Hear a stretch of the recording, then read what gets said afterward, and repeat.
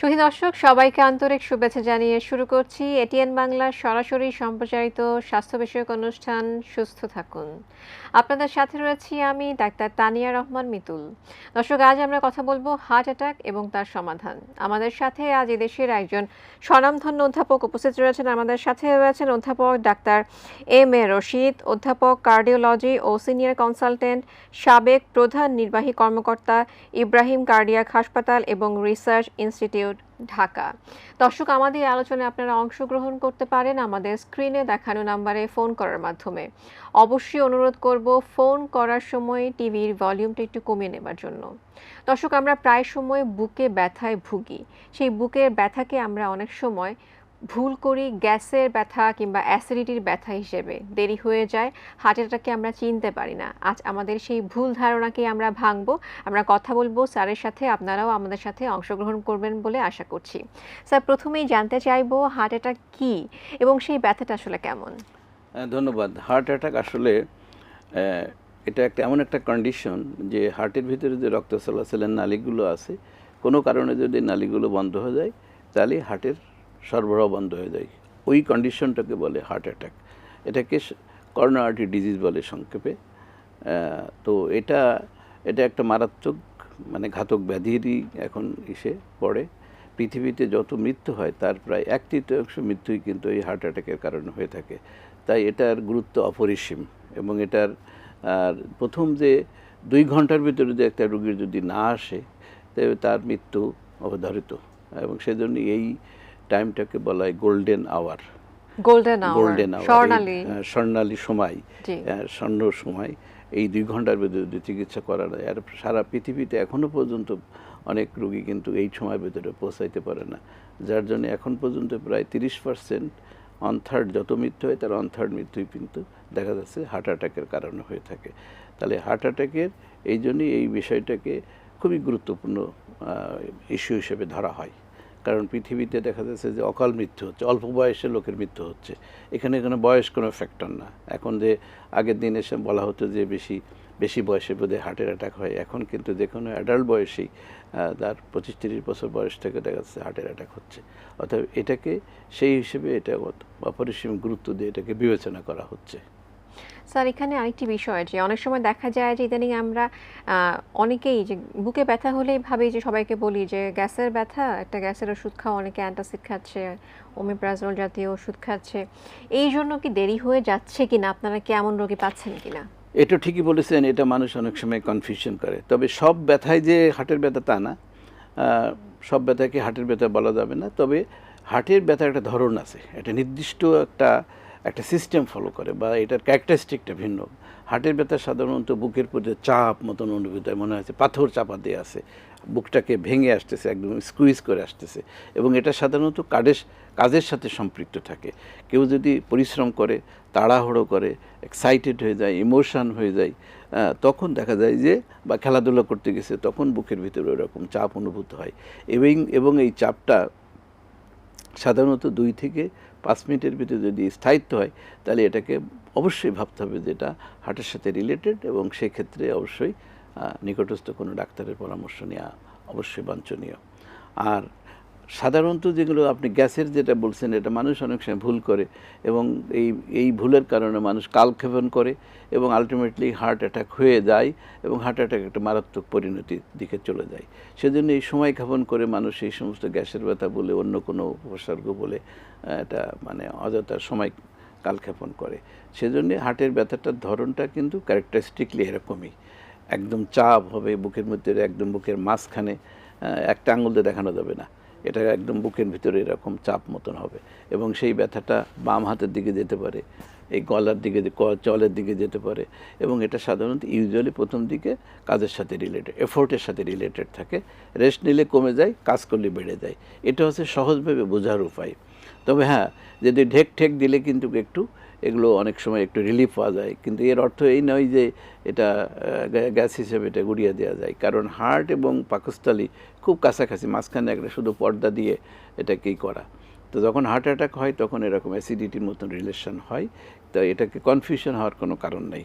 অতএব এটা যখনই এরকম সিচুয়েশন হবে অবশ্যই সেটাকে গুরুত্ব দিয়ে বিবেচনা করতে হবে, বিশেষ করে যদি অ্যাডাল্ট লোকের এবং একটা লোকের যদি স্যার অবশ্যই ডায়াবেটিস আমরা এই থাকে। বিষয়ে আরো কথা বলবো অনুষ্ঠানের এই পর্যায়ে। আমরা আজানের একটি বিরতিতে যাচ্ছি। ধন্যবাদ। সুধী দর্শক, আপনারা দেখছেন এটিএন বাংলা সরাসরি সম্প্রচারিত স্বাস্থ্য বিষয়ক অনুষ্ঠান সুস্থ থাকুন।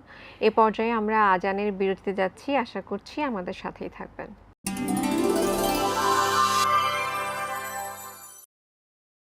সুধী দর্শক, আপনারা দেখছেন এটিএন বাংলা সরাসরি সম্প্রচারিত স্বাস্থ্য বিষয়ক অনুষ্ঠান সুস্থ থাকুন। আজানের বিরতির পর ফিরে যাচ্ছি মূল আলোচনায়। স্যার, আমরা কথা বলছিলাম যে হার্ট অ্যাটাকের ব্যথা অনেক সময় গ্যাসের ব্যথা বলে আমরা ভুল করি। ঠিকই বলেছেন, কিন্তু গ্যাসের ব্যথা সাধারণত কেমন হয় যে এটা কিছুটা খাবার সাথে রিলেটেড থাকে, একটু ঢেক দিলে রিলিফ পাওয়া যায়।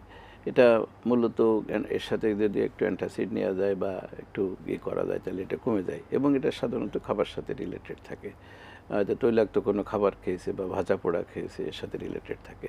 এটাতে হার্ট অ্যাটাকের সাথে কনফিউশন হওয়ার কোনো কারণ নেই, কারণ হার্ট অ্যাটাকের যে ক্যারেক্টারিস্টিক পেন, যেটা আগেই বলেছি যে একটা বুকের ভিতরে চাপ বা একটা ভারী জিনিস বা বুকটাকে ভেঙে আসতেছে এবং সেটা একটু কাজ পরিশ্রম করলে বেড়ে যাচ্ছে, রেস্ট নিলে কমে যাচ্ছে, এটা হচ্ছে ক্যারেক্টারিস্টিক। কিন্তু কোনো কোনো ক্ষেত্রে ব্যথা হয় না, যেমন ডায়াবেটিকদের দীর্ঘদিন ডায়াবেটিস থাকে তাদের কিন্তু অনেক সার্টেন পার্সেন্টে প্রায় 10-15% ক্ষেত্রে ব্যথাই হয় না, কারণ ওটা ডায়াবেটিক নিউরোপ্যাথির কারণে ব্যথাটা হয় না, কিন্তু অন্য ধরনের উপসর্গ হয়, একটা একটা ভারী ফিলিং হয় বা একটা অস্বস্তি লাগে বা দুর্বলতা লাগে। এটা তখন তাদের প্রেজেন্টেশনটা অ্যাটিপিক্যাল ধরনের প্রেজেন্টেশন হয়। স্যার, এই বিষয়টি কিন্তু আরো একটু মানে কি বলবো ভয়ঙ্করই বলতে পারবো, যে ব্যথাটা হচ্ছে না, তিনি তো আরো বুঝতে পারছেন না। হ্যাঁ, এটা যিনি অনেক ডায়াবেটিক পেশেন্ট, এটা নিউরোপ্যাথির। এটা অনেক সময় একটু বুঝতে কনফিউশন করে মানুষ। কিন্তু যাদের ওই যারা একটু নলেজ আছে বা যারা এই ধরনের একটু ধারণা আছে, তারা কিন্তু জিনিসটা আইডিয়া করতে পারে যে এই ধরনের একটা ডিসকমফোর্ট লাগতেছে, অস্বস্তি লাগতেছে, ক্লান্তি লাগতেছে, কাজের সাথে রিলেটেড বা এটা কোনো কিছু পরিশ্রম করলেও এরকম হচ্ছে, তখন এটা গুরুত্ব এইভাবে দিতে হবে।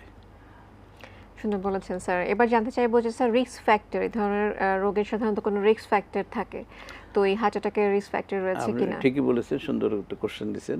সাধারণত রিস্ক ফ্যাক্টর দুই রকম রিস্ক ফ্যাক্টরকে ভাগ করা যায়, একটা হচ্ছে যে মডিফাইবল রিস্ক ফ্যাক্টর আর একটা আছে আনমডিফাইবল। তো আনমডিফাইবল যেটা মানুষের বয়স, এটা তো চেঞ্জ করা যাবে না, মানুষের পুরুষ না স্ত্রী এটা তো চেঞ্জ করা যাবে না, জেনেটিক যে ফ্যাক্টর আছে এগুলো চেঞ্জ করা যাবে না, এগুলো হচ্ছে আনমডিফাইবল ফ্যাক্টর। তো সাধারণত হার্ট ডিজিজের সাথে জেনেটিক ফ্যাক্টর রিলেটেড।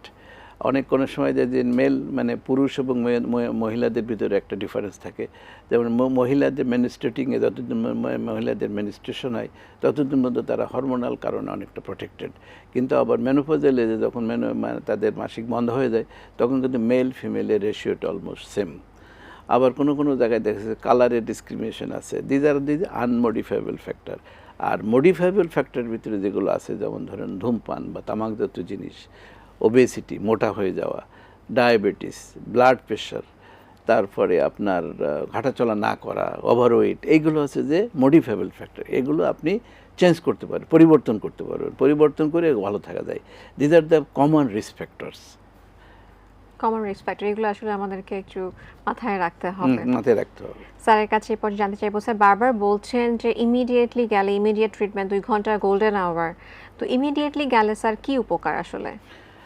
এটা খুবই ইম্পর্ট্যান্ট ইস্যু, কারণ যখন হার্টের সিমটমটা শুরু হয়, শুরুর থেকে যদি শুরুটা কেমন হবে, মানুষ তো কনফিউশন যাতে না হয়, ধরেন একটা বুকে চাপ হলো, পরিশ্রম করতেছে বা কাজ করতেছিল, বুকের মধ্যে চাপ বা ব্যথা হলো, এই সময় থেকে যদি 2 ঘন্টা বা প্রথম ঘন্টার ভিতরে যদি হাসপাতালে পৌঁছানো যায় এবং যদি ডায়াগনোসিসটা কনফার্ম করা যায়, এবং ডায়াগনোসিসটাকে ইনিশিয়ালি করতে গেলে একটা ইসিজি অবশ্যই এটা করতে হবে, আর একটা আছে যে মার্কার আছে, কার্ডিয়াক মার্কার আছে, যে ট্রোপনি নাই, এই দুটো জিনিস যদি সাজেস্ট করে যে হার্ট অ্যাটাক হয়ে গেছে, তাহলে ইমিডিয়েটলি চিকিৎসা করতে হবে, এবং সেটা হচ্ছে যে ক্যাথল্যাব ফ্যাসিলিটি থাকলে সরাসরি এই রোগীটাকে ক্যাথল্যাবে নিয়ে যেতে হবে।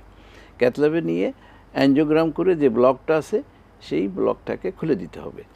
আর যদি এই ফ্যাসিলিটি না থাকে তাহলেও প্রথম দিকে আপনার করতে হবে এরকম একটা সিচুয়েশন হলে, যেমন অ্যাসপিরিন জাতীয় ট্যাবলেট আছে, 4টে একদম চিবিয়ে খেতে হবে, 4টা একবারে। আর তার সাথে অ্যাটোরভাস্টাটিন যে কোলেস্ট্রলের যে ওষুধ, এটা ধরুন 80 মিলিগ্রাম কোলেস্ট্রল ওষুধ, যেটা চিবিয়ে খেতে হবে। এটা খেলে কীভাবে সাথে সাথে কাজটা করবে, এবং যদি ওই রকম ব্লক থাকে তাহলে আপনার ওই ক্লটটা ডিজলভ হয়ে যাবে।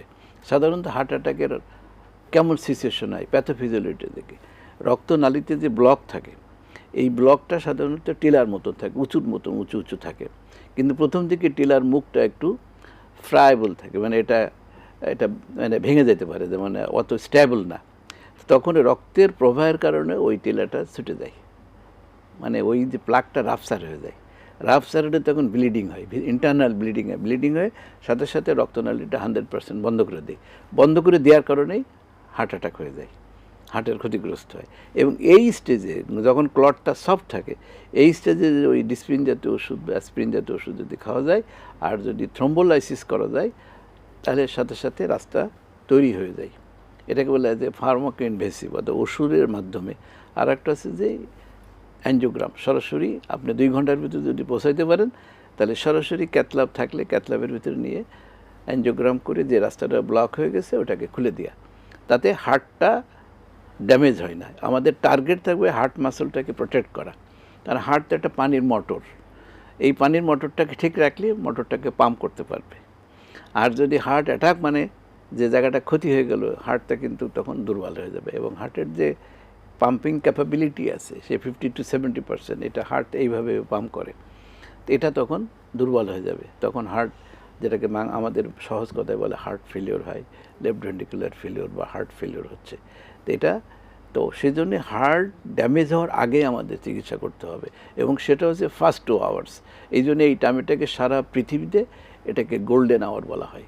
এই গোল্ডেন আওয়ারের ভিতরে যদি চিকিৎসা করা যায় তাহলে হার্টটাকে প্রোটেক্ট করা সম্ভব। স্যালভেজ অফ দ্য মায়োকার্ডিয়াম, এটাকে আমাদের ভাষায় বলে, মায়োকার্ডিয়ামটাকে স্যালভেজ করা যায়, অর্থাৎ হার্ট মাসলটাকে প্রোটেক্ট করা যায়। তখন হার্টের পাম্পিংটা ইনট্যাক্ট থাকে তার পরবর্তী জীবনের জন্যে। এই জন্য এটার গুরুত্ব অপরিসীম। আমরা জানলাম যে আসলে গুরুত্বটা অনেক বেশি এখানে। তো স্যারের কাছে জানতে চাইবো যে আসলে আপনারা ডায়াগনোসিস করেন কিভাবে যখন একজন এক হাসপাতালে নম্বর ডায়াগনোসিসের যেটা আপনি ঠিকই বলেছেন, প্রথম কথা হিস্ট্রিটা ভালো করে নিতে হবে, তার হিস্ট্রিটা কেমন।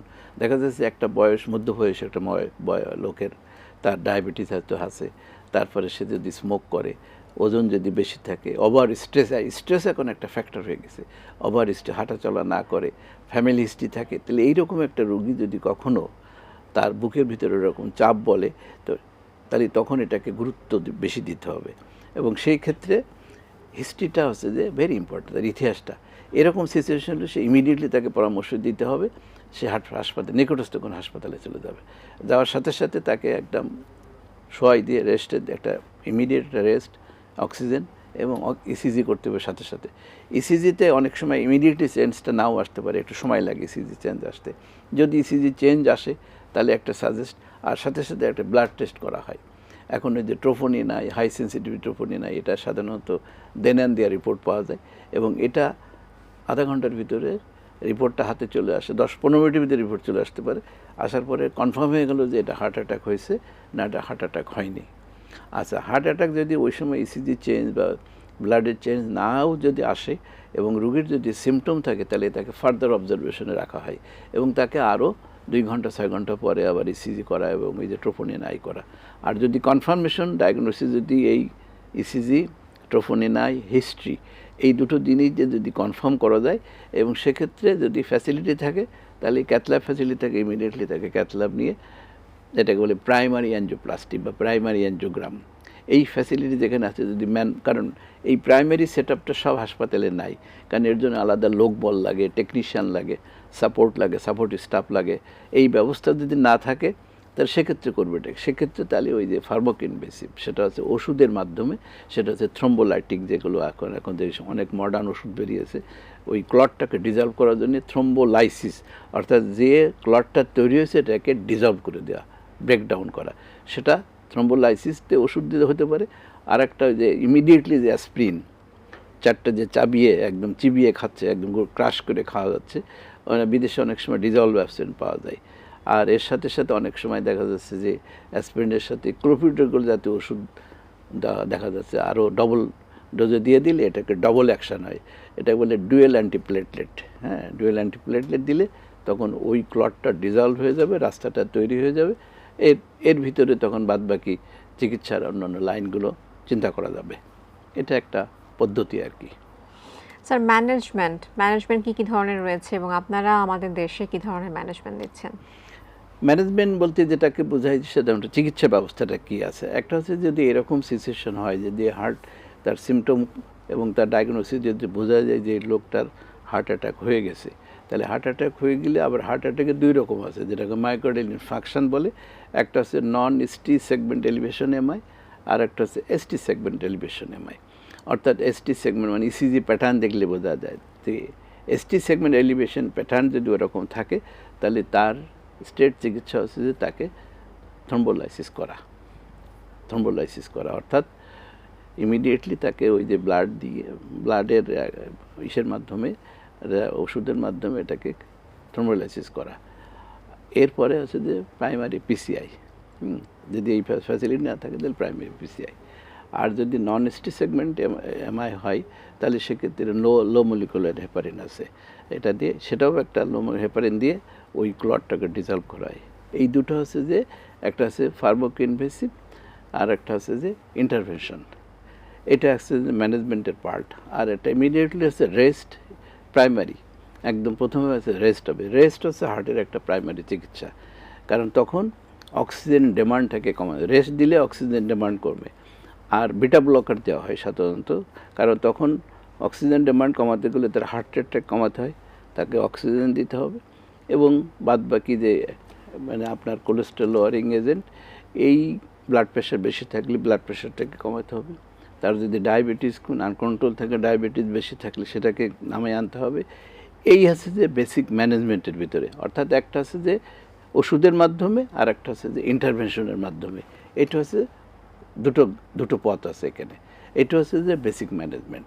তবে হার্ট অ্যাটাক হয়ে গেলে প্রথম 2 ঘন্টার ভিতর চিকিৎসা চিন্তা করতে হবে, যেটা হার্ট মাসল যাতে ড্যামেজ হওয়ার আগেই যেন চিকিৎসার ব্যবস্থাটা করা।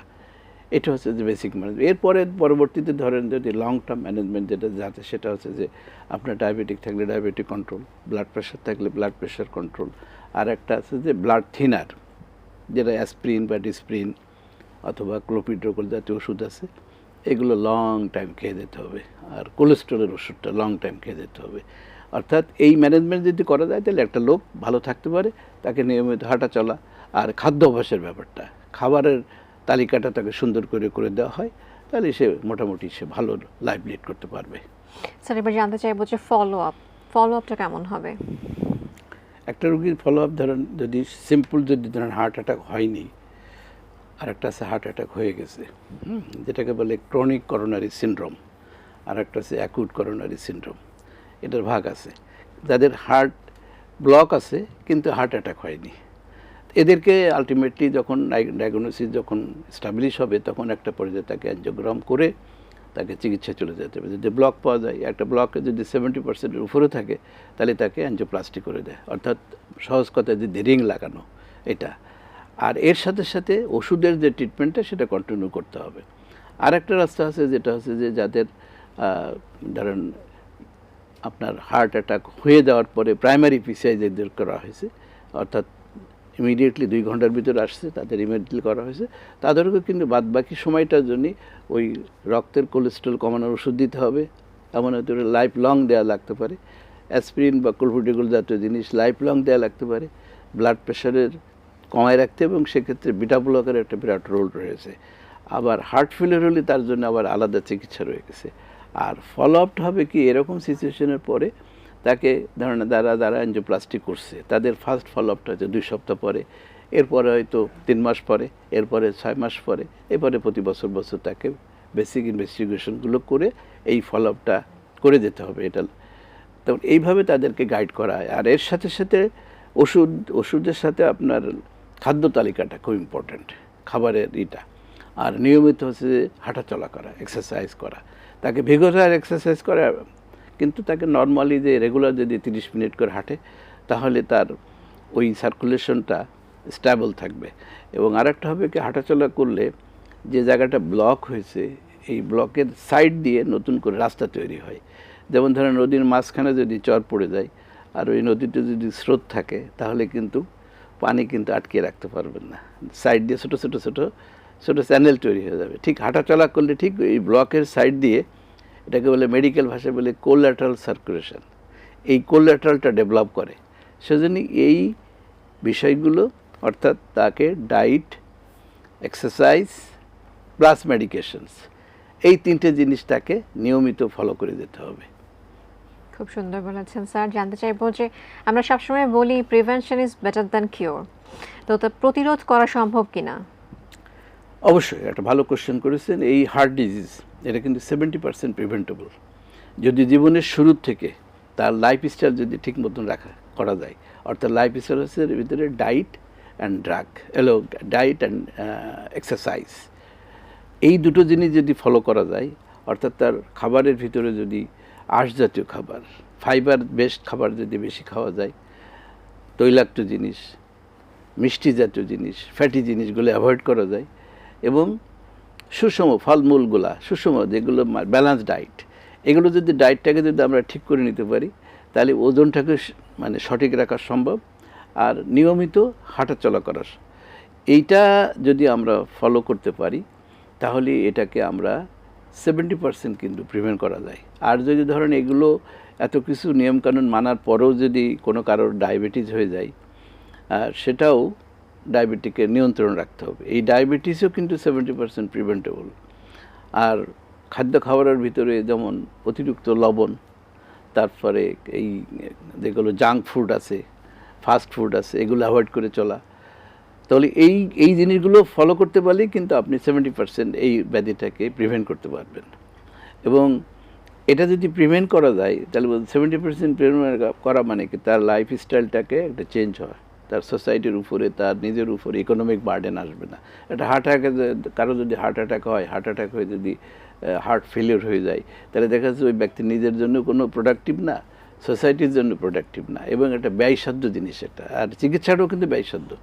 আপনি স্ট্রেটিং করেন, রিং পরেন, পরান, বাইপাস করেন, ইটস অলওয়েজ এক্সপেন্সিভ, মানে সারা পৃথিবীতে এক্সপেন্সিভ। অন্য অন্য জায়গায় নাই, অন্য অন্য দুনিয়াতে ধরেন বিভিন্ন অন্য জায়গায় ইন্স্যুরেন্স কাভারেজ আছে, আমাদের দেশে তো ইন্স্যুরেন্স কাভারেজ ওইরকমভাবে একেবারে সার্বজনীনভাবে ইন্স্যুরেন্স কাভারেজ নেই।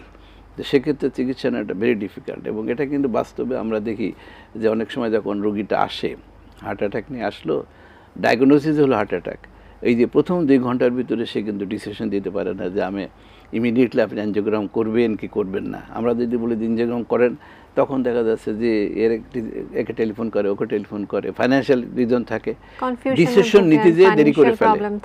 হ্যাঁ, ডিসিশন নিতে দেরি করে ফেলে, তখন দেখা যায় যে ওই যে গোল্ডেন আওয়ার যে ফ্যাসিলিটির যে সুবিধাটা, এই সুযোগটা সে নিতে পারে না।